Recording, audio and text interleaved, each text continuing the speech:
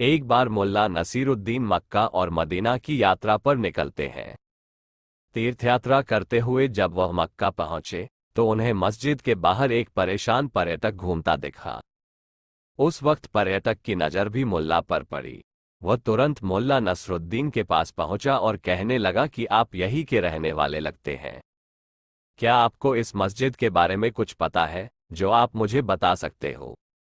मुल्ला को उस पर्यटक की बात कुछ समझ नहीं आई।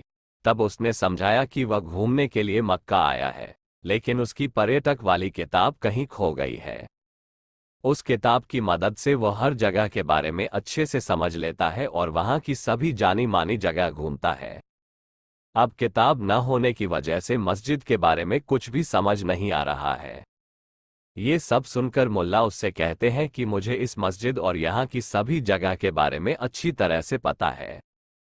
मैं तुम्हें इस मस्जिद के बारे में सब कुछ बता सकता हूँ।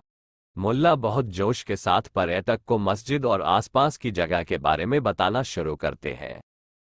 वह कहते हैं कि इस मस्जिद को महान सिकंदर ने अरब में जीत हासिल करने की निशानी के तौर पर बनवाया था।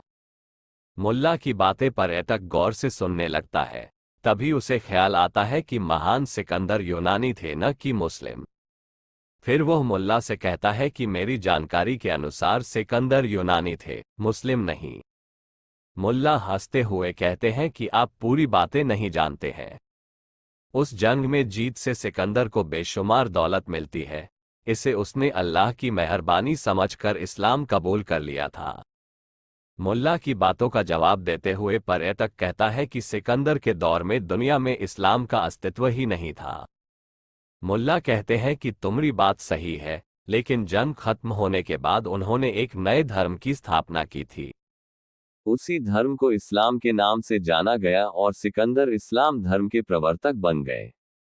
पर्यटक ने मुल्ला की बातें सुनने के बाद मस्जिद की ओर देखते हुए कहा है कि मेरी जानकारी के अनुसार इस्लाम धर्म के प्रवर्तक का नाम मोहम्मद हजरत था। इस बारे में मैंने किसी किताब में भी पढ़ा है।